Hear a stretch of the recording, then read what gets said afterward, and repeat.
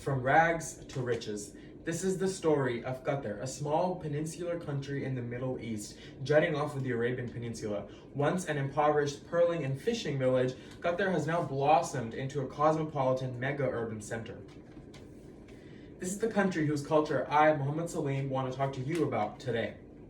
Qatar has always fascinated me. Having lived, born, and grown up in Saudi Arabia, any country in the Middle East has always been of interest to me, but Qatar specifically has fascinated me ever since this trip I took 2 years ago, which included a layover in Doha, Qatar. As I was descending towards Doha Hamad International Airport, I saw the glistening skyline of the cosmopolitan city, as well as the vast expanse of the desert that lay behind it.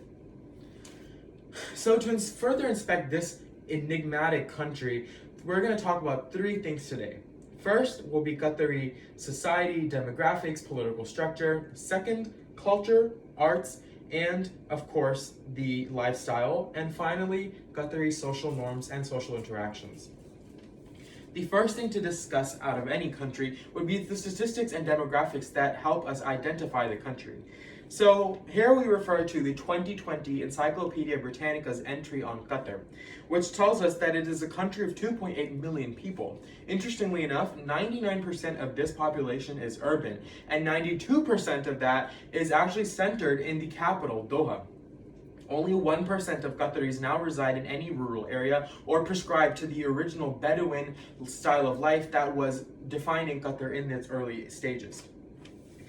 Ethnically, only 11% of this population are ethnically Qatari, with the majority of it made up by expatriate workers, as is common in the Middle East, that are often sourced from South Asia, Iran, Northern Africa, and many other tending to be impoverished countries. Western workers also make up a small proportion of this. Politically, Qatar is a constitutional monarchy, ruled by the Al Thani House, which has been in the seat of power since Qatar's inception in the late 1800s.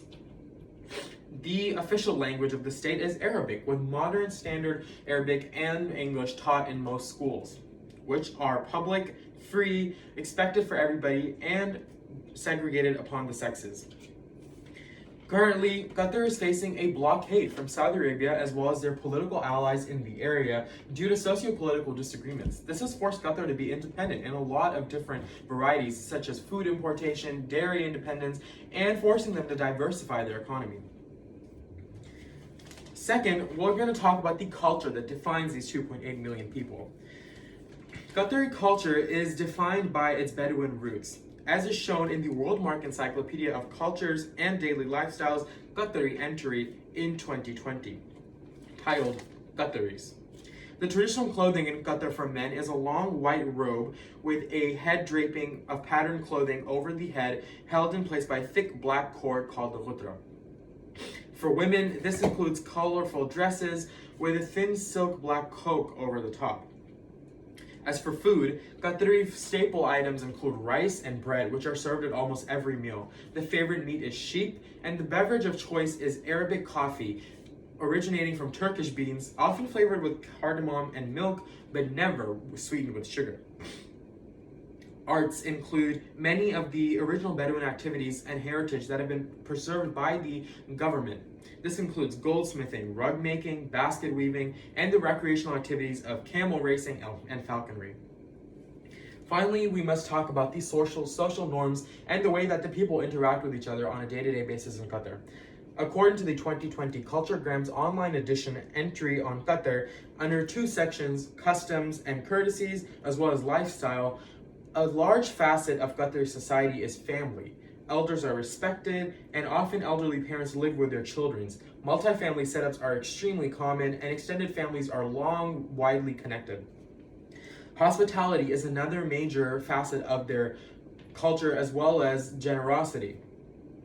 Many of the Qatari society's norms are dictated by social and Islamic customs, such as the fact that consumption of both alcohol and pork are widely limited and frowned upon, usually only reserved for Western expatriate workers living in the country. Intergender contact and public affection is widely looked upon. Rather, members of the same gender will often show affection by kissing each other on the cheek when greeting each other or holding hands as they walk in the streets and talk. One of the problems that Qatar is facing nowadays is conflict between the pre-oil boom elders and the post-oil boom youth. This rapid modernization has created a generation gap in Qatar and often leads to internal conflict in politics as well as society. These are many of the fascinating facts and aspects of life that make Qatar unique and special, and seen as one of the most liberal and progressive countries in the Middle East. I hope that all of this has invoked you and implored you to look further into Qatar's day-to-day lifestyle. And I hope that one day I have the chance of going past just the glittering facade and skyline of Qatar and finding out what truly lies in this mysterious country of desert landscapes and Bedouin history. Thank you.